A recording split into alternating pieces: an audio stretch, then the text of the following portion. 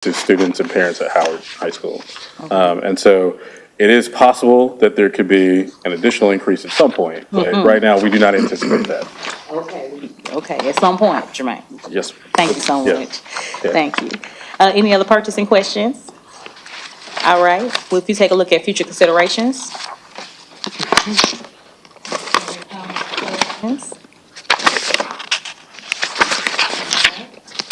I don't see any lights. Today we have a departmental report regarding the employee guide with human resources. Committees, we have Affordable Housing and Parks and Public Works Committee. And Madam Vice Chair Hill, do you mind if Councilman Hester goes before you? Because yours may be, we have questions. Okay, and then also we have a presentation by Dr. Marcus Moldy, who's here today, to give us a presentation about a social and economic equity study proposal that was proposed by Councilwoman Coonrod, and we wanted more information about that particular, that proposal from her. And so with that, if someone can come up, Mandy, I guess? Oh, well, come on up and let us know what's going on with the EIG. Yeah. Good afternoon, Council. My name is Daniel Harrigan. I'm the Deputy Chief HR Officer. We have some proposed changes to the Employee Information Guide. I will go through a high-level overview very briefly. There's only 9 slides. I won't be here very long. You know me, yeah. And most of this is actually new language, so you're going to see a lot of clean red. But in Policy 1, and you may be familiar with this other policies provided for, this allows accredited departments and departments that have received federal grants to have additional policies that are outside of the EIG. So departments, accredited departments here are police, fire, and public works. But also, like, for example, early learning, the Head Start program is grant funded. They also have requirements because they are a grantee to have outside policies that don't fit into the EG. So this provision just allows them to have those policies. Okay, I'm sorry, and Councilman Ledford. Thank you, Madam Chair. Daniel, going back to February, I think this addresses the conversation or the email I had sent about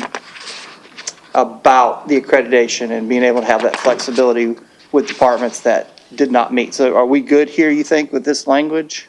Yes, so we did add the second part. Deviation is allowable only to the extent necessary to meet the requirements of a specifically stated standard. Yeah. And they cannot go beyond that. Yeah, I think we're covered then, the concern that I had, I know back in February. So I appreciate your work on that. Thank you. Thank you. Thank you, Madam Chair. All right, Councilman Hester. Can you cite an example how you said some of these public works and some other departments can operate outside the guidelines? They can deviate from the company, from HR policy. Can you cite an example of that? Well, for example, Public Works may have safety policies or engineering policies that don't belong in the EIG. They would be specific to that department and to, like, an APWA, the Association of American Public Works Association, specific requirements. And again, like the Head Start program, they have actually pretty strict programmatic responsibilities in order to be compliant with the grant. And those things don't belong in the EG because they're specific to that program. Okay. All right, any other questions? All right, thank you so much, Daniel. Policy 2.4, so this is also new. Essentially, this prohibits the use of the city branding or logo in any unauthorized communication, and it does not allow or prohibits employees from sharing information on behalf of or basically to be purported endorsement of the city without express authorization of the city. Because those of us that work here have access to logos and things like that, and we could go post on social media. This prohibits us employees going rogue. It doesn't mean that we can't forward something that was officially posted by the city. We can forward that to our networks. It just says that we can't create these without authorization.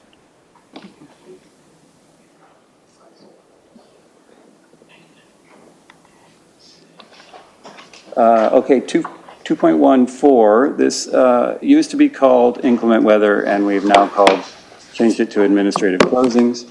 The high-level overview essentially is Are you sure? when the administration has not officially closed the city, employees are expected to work. And if they need to go home early, if they have, personal issues and they can't come to work, when the city is officially open, they need to be taking their own PTO for that. When the city is officially closed, of course, there is a provision already in there. It also says that there are employees who are deemed essential or required in emergency situations, and those folks are expected to come in, and there's a provision for overtime pay for everything like that too. But it does say that if you are unable to work, but the city is not closed, you do need to take your own PTO. All right, Councilman Ledford? Madam Chair, I have my light for 2.0, if I may revisit that one. Daniel, not the city necessarily, but in the county, I have seen dozens and dozens of emails over my lifetime where the logo from a specific governmental organization is attached to an opinion for or against an issue. And is this kind of the mindset, if you will, to not have that happen with city employees? Is that where this is going? And I'm not pointing at the city, I've seen it elsewhere. Yes, sir. We are trying to make sure that no individual can use the logo, basically, and with the purported endorsement of the city. And that's where I'm going, wielding the influence of the city seal, so to speak, as this is coming from the city. That's exactly what we're trying to Okay, prohibit. all right. Yes, sir. Good, well, maybe that'll pick up some other places. Thank you, Madam Chair. All right, thank you. All right, Okay, moving on.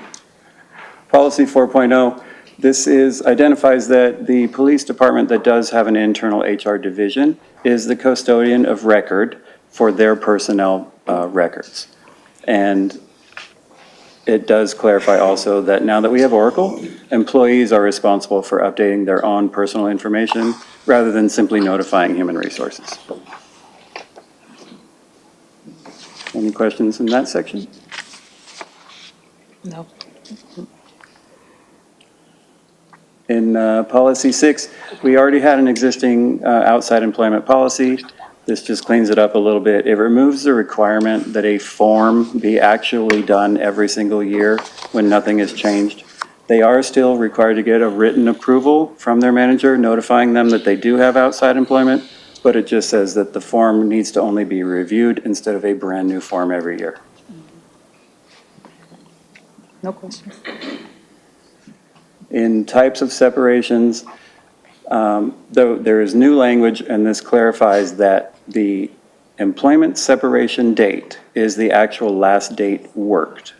And you can't use PTO to extend your employment to a different day other than the day that you actually left. Okay. I don't see any questions. And in resignations, this one looks a little bit messy, so I put the clean version down below. But essentially, a resignation, we are asking for a resignation in writing. It says shall submit in 2 weeks' notice. And we are asking that they put the final work date and their reason for leaving. And if they fail to provide a resignation in writing with 2 weeks, they may be considered ineligible for rehire. It's considered not leaving in good standing. I don't see any lights. Okay? And in policy 10, this actually is not new language. It was in the ordinance, but it never made it to the egg before. And so it just adds charter official to the employment classification. And those are the folks that you guys have to approve. So a person appointed by the mayor with a majority vote of the membership of council. So city attorney, help me with this one. For example, fire chief, police chief, finance officer, treasurer, auditor, city attorney. Those are charter officials. We're just capturing it. It didn't get captured before. Okay. I think that's my last slide. It is my last slide. Any questions? All right, and Councilman Ledford. Madam Chair, well, I have to ask, Daniel, when I see the words whose term is concurrent with the mayor, can you dive into that, and is that based on any recent events that we've seen? No. I believe I grabbed that right off of the ordinance. So would you explain what that means to us? How about that?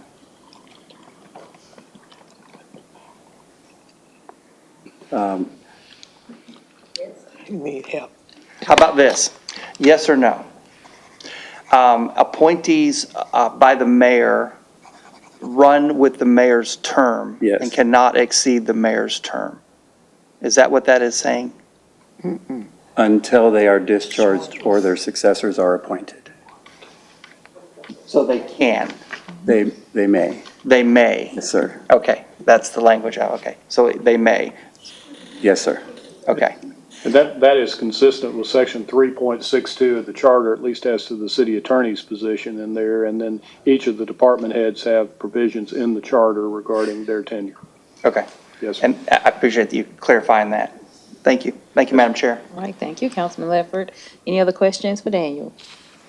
All right, Dan. Well, Thank thank you you. very much. Thank you. All right. Next, we will have Public Works Committee, followed by an Affordable Housing Committee, and then we will hear from Dr. Marcus Maulding regarding the social and economic equity study. Thank you, Madam Chair.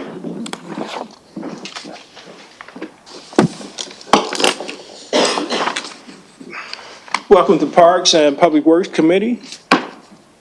We accept the minutes. Thank you, thank you. Madam Clerk, ordinance on first reading. 6D, please.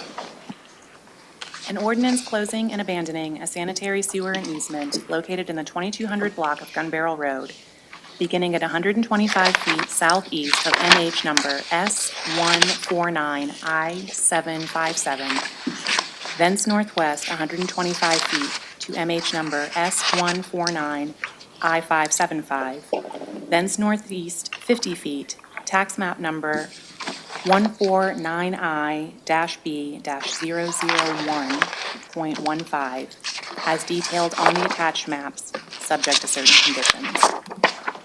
Thank you. No hands. 7, Resolution 7.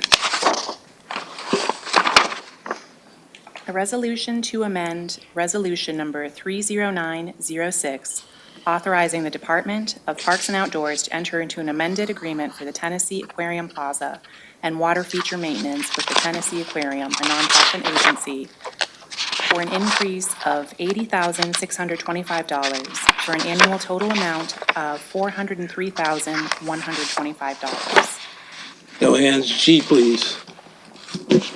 A resolution authorizing the City of Chattanooga to apply for and, if awarded, accept a Tennessee Tourism Enhancement Round 6 grant for the purchase and installation of lighting for 10 tennis courts at Champions Club Tennis Complex in the amount of $100,000, with the city match in the amount of $100,000.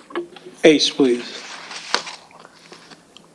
A resolution authorizing the administrator for the Department of Public Works to award contract number D-22-006-201 to Wilder Contracting LLC of Harrison, Tennessee, and for the Family Justice Center alterations in the amount of $87,790, with a contingency in the amount of $7,210, for a total amount of $95,000. Thank you. I, please. A resolution authorizing the administrator for the Department of Public Works to award contract number C-21-002-203 to Pillar Construction Group LLC of Chattanooga, Tennessee, CWS Tool Room Bathroom Improvements in the amount of $66,955, with a contingency in the amount of $6,695, for a total amount of $73,650. Ordinance on first reading. 6A, please. An ordinance closing and abandoning an unopened public right-of-way located in the 3400 block of Olds Avenue, as detailed on the attached maps. B, please. An ordinance closing and abandoning an unopened right-of-way located in the 400 block of West 35th Street, as detailed on the attached maps. C, please. An ordinance relocating a 20-foot wide Riverwalk pedestrian easement located in the 1200 block of Judd Road, as detailed on the attached maps, subject to certain conditions. No hands. D, please. A resolution authorizing the waiver of park rental fees for Chattanooga Presents in support of Three Sisters Bluegrass Festival, held on the Chattanooga Green and Ross's Landing for the dates of October 5, 6, and 7, 2023, which includes $4,000 in deposits and $4,500 in rental fees, for the total amount of $8,500. I see no hands. E, please. A resolution authorizing the City of Chattanooga to apply for, and if awarded, accept a grant award from the Benwood Foundation for the National Park City Initiative in the amount of $25,000, and the Miller Park Improvements Project in the amount of $100,000, for a total amount of $125,000. No hands. F, please. A resolution authorizing the administrator for the Department of Public Works to enter into a joint funding agreement with the U.S. Geological Survey to operate 7 continuous real-time stream gauges located on North Chickamauga Creek, South Chickamauga Creek, Chattanooga Creek, Mountain Creek, Wolf Dever Creek, Lookout Creek, and Friars Branch for emergency preparedness and flood response activities for the period of April 1st, 2023 through March 31st, 2024, in the amount of $94,650. Thank you. That concludes Parks and Public Works Committee. I say to Parks and Public Works, keep up the good work. Thank you.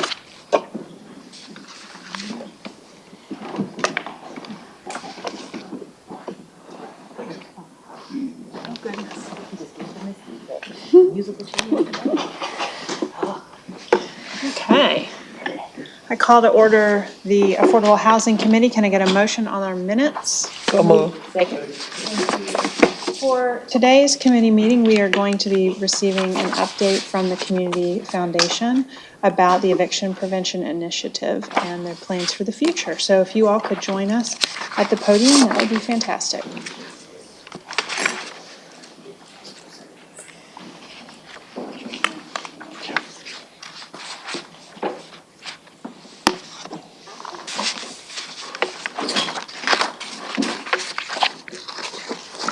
Hello, can you hear me?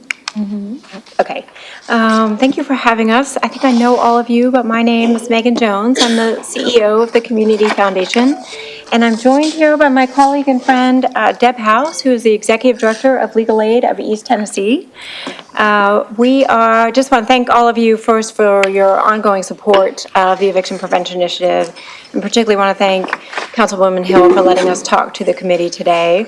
Also want to thank the administration for acknowledging the efficacy of the program in preventing evictions and addressing the root cause of homelessness with the One Chattanooga Award. Thank you for that. We're here today, as Councilwoman Hill said, for a quick update, but also with a request that the second year of the ARP contract be granted to Legal Aid of East Tennessee instead of the Community Foundation. I'll walk you through the structure there that we propose in a moment. But first, the reasoning for that is that we have, as you know, the Community Foundation put this program together with partners at the height of the pandemic in partnership with Emily O'Donnell and the CNE and other partners to respond to an emergent need that we saw for people who faced eviction during a very uncertain time in terms of public health. And we've been able to pilot and incubate that program for the past 3 years, and I feel have demonstrated the efficacy of the program, and we'll show you some numbers in a moment about that. But we think that it's time for it to find a permanent home for this program. We think it's demonstrated that it deserves to live on past this initial pilot, and we think that the best home for that is Legal Aid of East Tennessee. They've been a partner from the beginning, and they provide one of the most essential components of the program, which is legal representation for people facing eviction. So we'll walk you through that in a moment, but first I wanted to share with you some updated information about the program, and I know we have about 10 minutes, so I'm going to go really quickly. You've got a presentation in front of you, and I don't know if it's also here. Perhaps not. Okay, so I'm going to walk you through a couple of stats. When we came to see you in May, we said that we would be sending postcards to people who are on the eviction docket. So we get that list from legal services, do a mail merge, send them a postcard with the information about EPI. We've since sent 1,000 postcards, and we've seen a real increase in the number of calls that we've received and the number of people seeking services. Legal Aid has hired a full-time intake person to help with that volume and make sure that people are getting connected with the services that they need. And a significant number to point out to you, so last year, in the first grant year of ARP, EPI helped 112 households avoid eviction. This year, just 3 quarters into the grant, that number is 160 households. Our goal was to increase by 50%. That's 43% in just the first 3 quarters, so we're well on our way to achieving that. And that 160 households is 405 people. 206 of them are children. We think that increase is due to mailing the postcards, also the addition of a full-time intake person, and we're seeing legal aid attorneys taking on increased caseloads and just doing a fantastic job. You'll see a quote before you. I'll share that and then move on to the contract discussion. This quote came from a Hamilton court official who said that the sense of stress was probably different than normally had been. He was referring to what happens when, maybe this is working now, when both parties have an attorney and they can reach an agreement that they can both live with. There's a real change in the dynamics in the courtrooms and the safety, and so we just wanted to point that out from you. That came from an official from the courtroom. Also, just pointing out that we have helped landlords secure over $400,000 this year. As you know, it's a hardship for landlords as well as tenants, and we want to, when we can, secure funds for them through the Eviction Prevention Initiative Flex Fund or THDA. We do that. That helps keep the landlord whole and keeps the tenant in place. So we've seen an increase in the funds that we've been able to access this year over last year. Okay, if you have your packet, page number 7 provides an illustration of the current grant structure. This is the whole program. It is a little complex, so I'm just going to walk you through it. But essentially, the ARP grant comes to the Community Foundation. That's the red box. And the sub-grantees for us, our subcontracts, are with Legal Aid, who provides legal representation, coordination with the Flex Fund, and also education. Habitat for Humanity, who's housed the social workers from the beginning, also coordinates with our Flex Fund. And then Emily O'Donnell Law, who provides legal consulting and program management and long-term analysis and strategy for the program.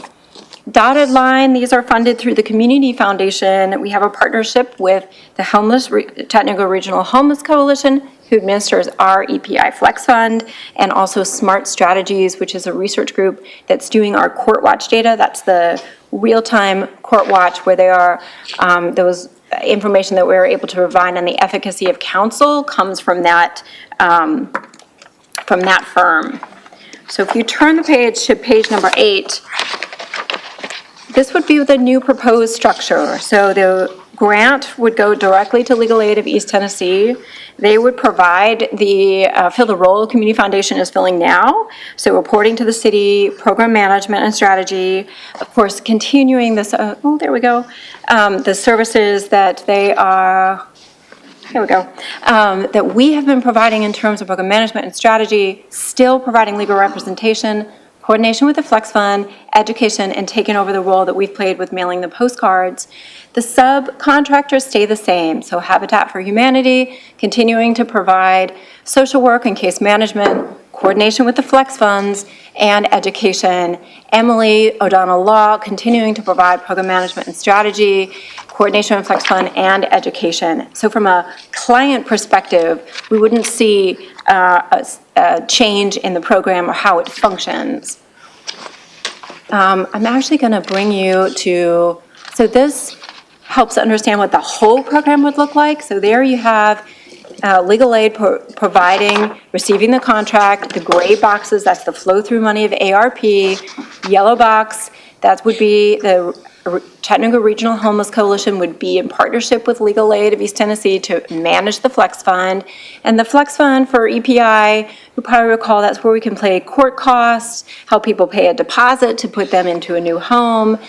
So that fund has been really critical to the success of the program. And that's all private funding, originally raised by Community Foundation. Since then, there's been some THDA allocations to it as well. But going forward, Community Foundation would continue to provide communication support. Carrie Hayes and Woodson Carpenter from our team have been providing that support. We continue to offer that as legal aid needed it. We continue to provide fundraising support, particularly for the Flex Fund, because we understand how important that is, and for other components, and also the cost-benefit analysis. So that's a separate contract that we have directly with a group called Stout Analytics. It's funded in partnership with the McClellan Foundation, and it's to understand the cost-benefit to the public of EPI. So we've been showing you the programmatic benefit with our programmatic data and the benefit of having a lawyer, but we thought it was really important for you to understand the cost savings in terms of costs not incurred by the public for every family or person that remains housed versus an eviction. So we're working on that study, and we hope to have results that we can share with you next spring. That is walked you through the primary change. This is not something we're asking for a vote today. I understand that if we move forward, that would be on September 19th, but we wanted to bring it to you as a proposal and hear questions, and also, if you want to say anything, Deb, I'm going to make sure to give you space for that. Thank you, Megan. Good afternoon, and thank you for having us. I'm Deborah House. I'm the Executive Director at Legal Aid of East Tennessee, and we are so excited to be offered this opportunity to take over the program itself. As Megan said, we've been looking for a permanent home for the program. We have been involved with the EPI since its inception in 2020 during the height of the pandemic. At that point, we had one lawyer on staff who was working with the project. We have grown to the point of having 2 lawyers and a dedicated intake paralegal, as Megan mentioned as well. So we're just really excited and thrilled at the possibility of taking on the project. And I did want to mention briefly our experience in terms of administering significant projects such as this and managing. We have been in business for 58 years this year, Legal Aid of East Tennessee. We've continued to grow and thrive over that period of time. We continually take on new projects because of the success of our prior work and our prior endeavors. And we're at a point where we are very strong and continue to be as strong as we ever have been, and look forward to this opportunity. And before I take up too much of our time, I would like to ask if there are any questions that Megan or I can answer. Council, do you have any questions? We have one. Councilwoman Burrs. No question. It is so good to see you. Does that mean you're going to be here, or are you going back to Knoxville? I'm still in Knoxville, Dr. Burrs. Dr. Burrs and I have a long history of working together. Yeah, we've been friends for ages. To see you here, that's wonderful. Well, thank If you. this is in your capable hands, I'm sure it's going to be great. So how often will you be back and forth? Who are the people that are going to be actually administering or doing the work here? I'm back and forth to Chattanooga probably about once a month. I can come more often. I failed to mention that we do have a development director, and we are replacing that position as we speak, and the new director we anticipate will be here in the Chattanooga area, either physically here or in Cleveland because of office space, because quite frankly, we're out of space in our Chattanooga office, which is not a bad thing because we continue to grow. And we anticipate that he would take over the non-legal piece of the management, because there are, as you see, several partners involved, and there's a coordination piece to bring together all these constituencies to make this such a successful project. So we'll have local on-site project management as well as my direct oversight. That person So direct we'll reports up to me. get to meet them. And Oh, absolutely. This is a really important program, and I'm excited about it. So I guess for either one of you, the original concept that was brought to my office included the county in some way and CNE. Is that no longer? I'm going to let Megan address that one. I Okay. think I know the answer, but she knows the definite answer. So CNE was one of the original founding partners that Right. managed the Flex Fund. Are you thinking maybe EDI, Eviction Diversion Initiative? That's something Well, that, it could be. There were a lot of players. Okay. And we were trying to design a smooth way to get service to people. yes. So it may be Eviction Diversion Initiative is something that is court-based. So where this is court-adjacent, run by entities outside of the court, the eviction diversion program is within the court with the idea of doing a diversion and mediation before someone might file an eviction. And I think that's just getting off the ground. We're a referral source for them. If they're unable to resolve a case through diversion approaches, then they could refer to EPI and coordinate with them in partnership and communications on what's going on with So both. there's two programs, in court, out of court, this sort of thing. I hope very much would be working together. Deb knows how important all of this is and working together. And I'd hate for them to be siloed. I know for reasons they need to be. Sure. But I think we can overcome that and have people working together for the benefit of citizens. Does that make sense? Absolutely, and I know that Okay. all the partners come together at least monthly from both of those programs and have a conversation. So there is communication between the programs, and I think that will continue. Okay, thank you. Yeah, thanks for the Good to see question. you, Deb. Thank you. Thank you. I don't have any other questions on the board, so just want to have a clarifying. Oh, well, now we've got Councilman Ledford. Councilman Ledford. Thank you, Madam Chair. Quick question for Megan. Is the Community Foundation basically removing itself from this program? No, sir. Okay, So we I would, was hoping you would say no. we'll continue to provide communication support, just telling the Okay. story of the program. I think it's been really important locally, nationally. Also fundraising. So far, we've contributed secured over $500,000 in addition to the ARP money from donors and other funding sources and our direct investments from funds that we have. And then we would also continue with that cost-benefit analysis so we really can understand the cost savings of this program in addition to the savings in terms of educational disruptions and family hardships. Yeah, and the mechanical structure makes sense to me. So one of the items of conversation when I was able to sit in on a work session for this was, Welcome to folks on the stream. Don't know We're what. running a few minutes behind getting the stream up and going, but I think we're ready on your now. phone. It is. Are you calling him? I mean, way to go, Ryan. Wait a minute. One of the topics that we discussed was obviously the communication and onboarding of landlords into the program and the system. We're not going to lose that That's a connectivity, I hope. Thank you for raising that. Yeah. It's a really good point. So some of you may know we had a tenant advisory council to keep involved with clients that we've served and have their feedback as we continue. And then also a systems advisory council, which involved input from landlords and other people within the housing system as we thought about where the program might go in the future and policy ideas. And so those we will continue to operate. Emily O'Donnell will stay on contract with the Community Foundation for that component of the program. Majority of her contract will be through ARP, but we funded that separately. So she'll continue to coordinate those entities with us. Okay. Thank you Just for really felt that raising was a that. strong part of the whole overall program because, I mean, obviously we want landlords on board and knowing that there is it's just better. And we've been really, as you know from being in those meetings, we had a lot of participation from landlords, and Yeah. they continue to reach out to us when they have an issue. Emily's working with one right now who reached out earlier last week and said, got this problem, can you help me think it through? They also have agreed, several, to hand out the postcards when they are filing, when they're serving their detainer warrants, so that's a good partnership as well. Great. Thank Thank you so you. much. Thank you, Madam Chair. Thank you. So Phil, can we expect to see this in the form of a resolution, this funding request? Is that something you can answer, or something that that Brooke, maybe you can answer? September 19th, would we be expecting a resolution on our agenda to approve this? It should be similar to the other ARPA subrecipient agreements that you all have seen before over the last year, as it will basically be just a modification of the previous agreement. Okay, all right. Thank you all very much you. for being here. We appreciate it. We appreciate what you do. Thank you. Thank you. All right, we will adjourn the Affordable Housing Committee to discuss some research. Yes. All right.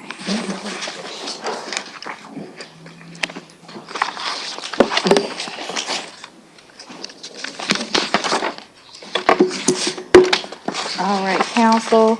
Councilwoman Coonrod had brought up a proposal. You all should have it in your folders today.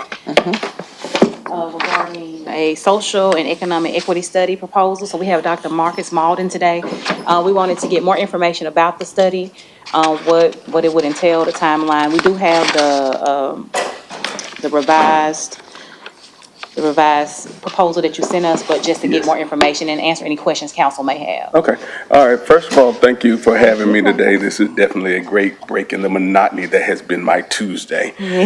So I appreciate this opportunity. And yes, I spoke with Councilwoman Coonrod, I guess that was back in April or so, and she came to me with an idea for doing what we'll call a social equity study, but that also includes economic equity as well. Without being too academic about it, one of the things that we also kind of think about is an equity scan, and it's not so much, I think when people hear kind of like, let's talk about equity and things like that, it's kind of this finger pointing type thing, and that's not what this is. And so what we're trying to understand is what is the state of equity in the city of Chattanooga and the communities within Chattanooga. And part of this is based on the idea, at least anecdotally, that the benefits of growth in the city from a community economic development standpoint does not reach everybody in the same way.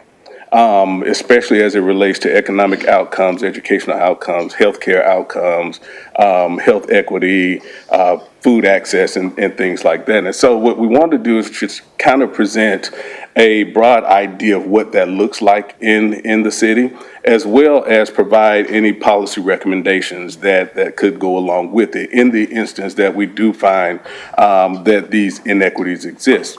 It's very much a data-driven approach to this, and not solely relying simply on anecdotes or surveys and things like that, which can kind of lend itself to biases and things. And so what we want to do is use a variety of data. So for example, we know that the city of Chattanooga has the police data that's available. Using data from the USDA and the 500 Cities Project to look at health care access, to look at health equities, to look at issues like food deserts and things like that. Also looking at equity as it relates to criminal justice. Education is one of the things that I mentioned. And so what this would entail, and I'm fortunate, to have graduate students who can kind of assist with these things. So what it would entail is us actually taking a deep dive into this research on social and economic equity and producing a couple of outcomes. First, there will be a large project that exists within. And when I say large, and fortunately I'm surrounded by a few of my students, they know I don't like long reports, but there will be a report that kind of highlights our findings in these areas.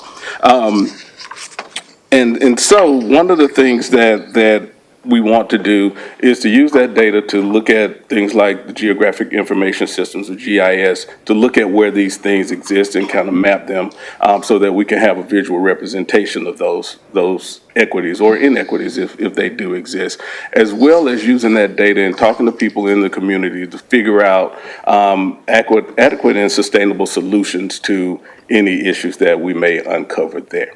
In the original proposal, I think we were looking at about 3 months or so to do the work, but that was based on a summer schedule. Now that we're back into the semester, it could be anywhere between 4 and 6 months is what we're estimating, depending on the needs of the council.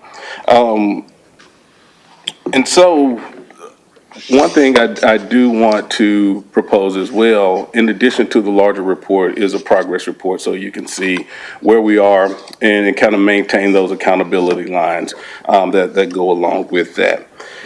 So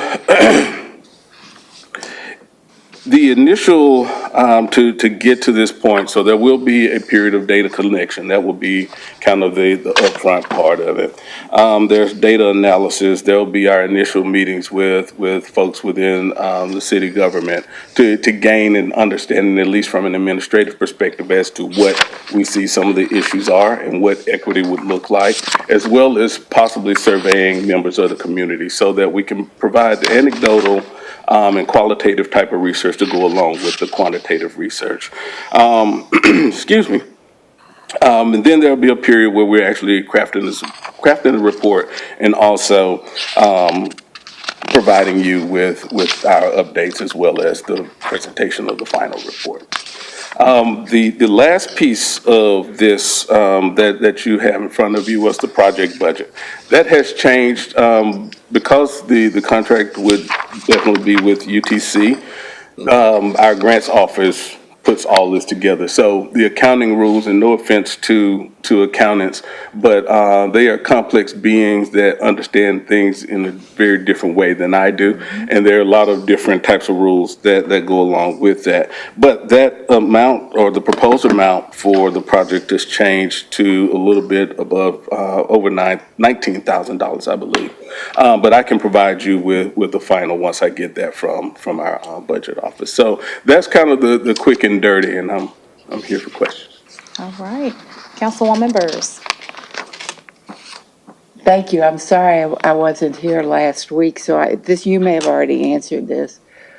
Since this isn't research of first impression, because the city has a lot of research on this, how will this differ from what the city's already done within the past couple of years, actually? Yes, an excellent question. So there are a couple of things that I'm familiar with. And so one of the ways I see this as being different is not necessarily the data-driven aspects of it, but yes, we can paint a picture of what things look like, but what we want to do is to go a little bit deeper and explain why they look like that. And so to provide that, because without understanding why problems may exist, it's extremely difficult to craft meaningful and sustainable solutions to those things. And so I think that's going to be one of the critical differences, getting to the why. And without the being too academic, it would take a I can theoretical. handle academic. I'm just trying I mean, part of it is taking a theoretical approach to looking at these issues, not necessarily in vacuums as separate things, but how do they all relate collectively in the grand scheme of community economic development? I have no idea. Yeah. Thank you. All right. Steady, Councilwoman Burrs. Get more? Yeah. That's it. Okay. Councilman Ledford. Thank you, Madam Chair. Thank you, Dr. Malden, for coming in today. So I have a couple questions, because when I first started running for office, and I have a business where I'm sometimes in 7 or 8 of the districts in one day, and I see a lot. Yes. Driving our streets. And one of the things that really struck me for running for this position was being able to focus on rebuilding neighborhoods. And when you look at neighborhoods, and I think we all know where they're at, I don't think we need a survey to tell us where these neighborhoods are. I think we have 9 people up here who could probably tell you where they're at. It's what and how to attract the driver that rebuilds a neighborhood. And we're missing that component. Years ago, they were driven out. And I respect wanting to know why, but I want to know how we improve it. I want to know what kind of plan comes forward where we're trying and working with developers and home builders to go back into these neighborhoods and breathe life. When I hear why, don't take this as criticism. When I hear why, I hear more of let's finger point and figure out. I think we know why. Quite frankly, I want to know how we improve. Yeah. Are you with me? Yes. Okay. Yes. Okay. Good. Because I think why is our daily lives. I think we know why. The other part that I was real curious about, you said in your project overview or scope that you would possibly survey the community. Why is the word possible put in that? Well, and that would depend on the time frame that we establish. And again, I have to go back to our grants office and look Sure. at some things. But definitely, that's something that I would want to do. But if we're talking about something that is more short term, then that kind of limits that a little bit. Okay, because I feel like they have a lot to offer. Yes, and part of it too, like with surveys and things like that, we have to go through institutional review board and all that because of human subjects, and that takes a while. But it's definitely something to consider. Okay, great. I appreciate it. Thank you for coming in today. Thank you. Thank you, Madam Chair. All right, thank you, Councilman Ledford. Councilman Henderson. Thank you, Madam Chair. You might be able to answer this question. The cost of this project, is that proposed to come out of council budget, It would. this study? Yes, it would. Yeah, that's what I thought. I really got a question for Chief back there, I guess, too.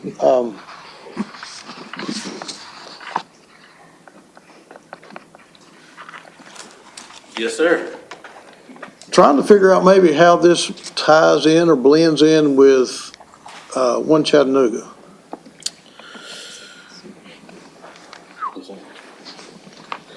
So we're not really privy to this study. This is, our understanding is that this was council initiated. Right. And so I can't speak to it affirmatively that it does tie into One Chattanooga. But this is not something that the administration has been involved in or a part of. Okay, and that concerns me a little bit in the fact that we've already got sort of a, I don't know, program and overview of trying to create One Chattanooga, and I'm just curious how this proposal, this study, would interact with the One Chattanooga. But the sponsor of this is not here, so I'm not sure. Maybe anybody can answer that, but that is a concern that I have.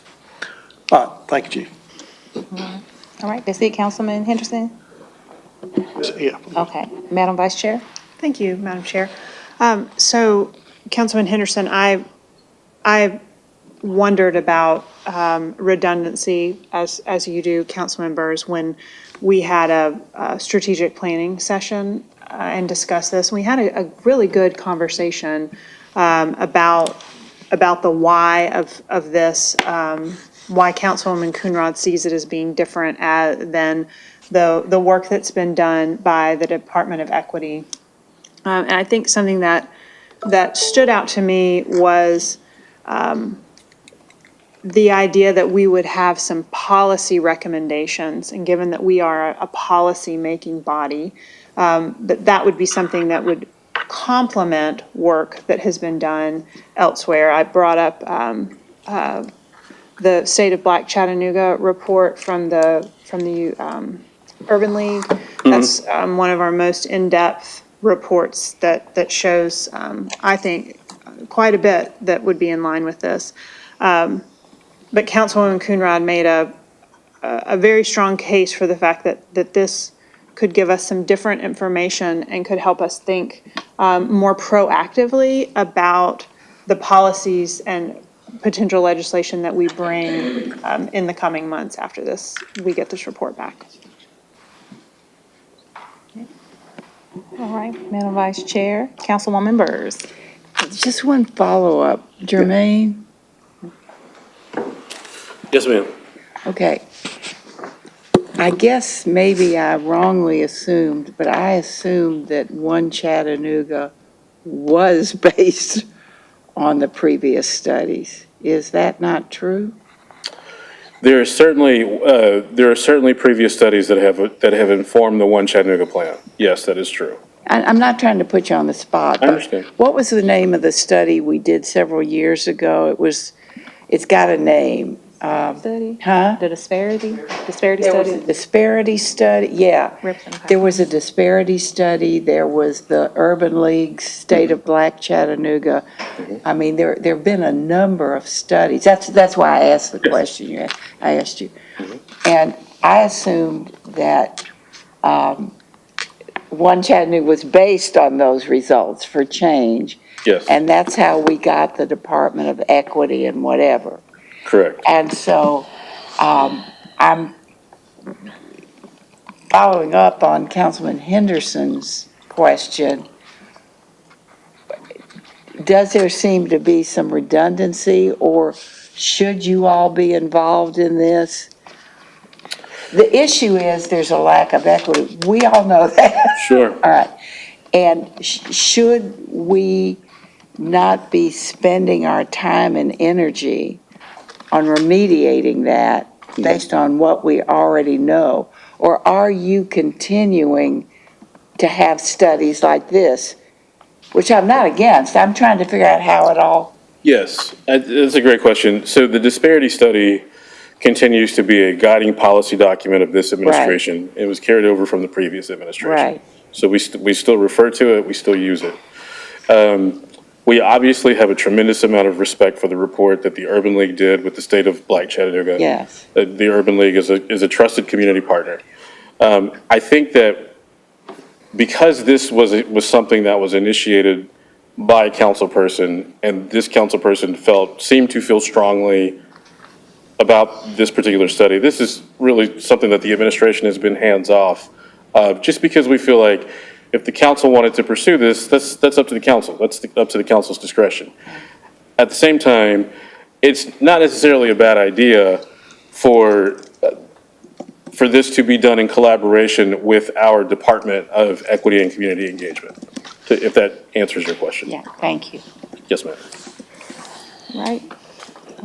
Is that it, Councilwoman Burrs? I think so. And just real quick, just a quick statement. I'm leaning into one of the reasons why we would want this study is because it does provide policy recommendations. We have a One Chattanooga plan, but we are the policy-making body.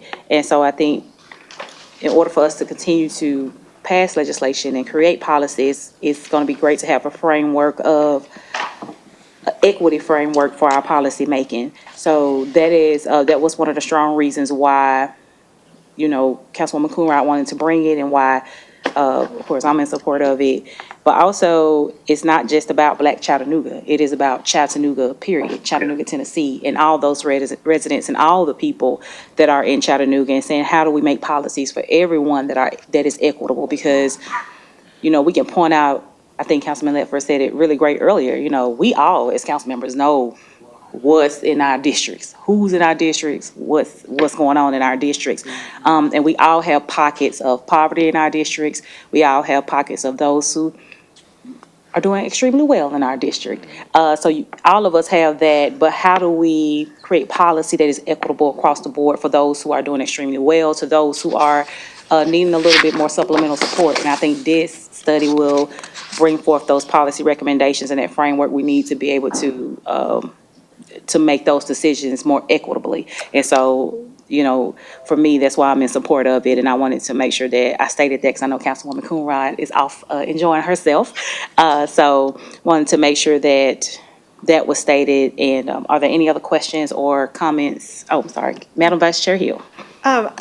Chairwoman, you made just a really great point that I'd like to highlight. You talked about how this could deliver a framework that we could use to evaluate any other ordinances that come before this body. And it makes me think about when we consider TIFs and pilots and we talk about that but-for test, that is a razor that we use to consider any type of economic development incentive package. And so if we choose to adopt an equity framework for how we're going to consider the legislation I'm working on to consider how we let rollerbladers use bike lanes, for example. Something as seemingly simple as that, but also things that are immensely complex. I think that could be a really great tool, and I'm glad you pointed that out. Thank you. Oh, well, thank you. Well, thank you, Madam Vice Chair. So are there any other comments or questions for Dr. Malden? All right, I don't see any lights or anything, so thank you so much for coming. And council, just so you know, the September 19th strategic planning meeting, Councilwoman Coonrod will be here, and we will address, go ahead and try to finalize what our final decision is for this. And we asked Dr. Malden, who has sat down talking to Dylan over there, if you could be available September the 19th at 2 p.m. for our strategic planning meeting. That'll, of course, be a Tuesday. Okay, thank you so much. Without any more comments or questions, and I don't see any other business, do we have a meeting to Attorney? No, ma'am. Ooh, amen. All right, we are adjourned until 6.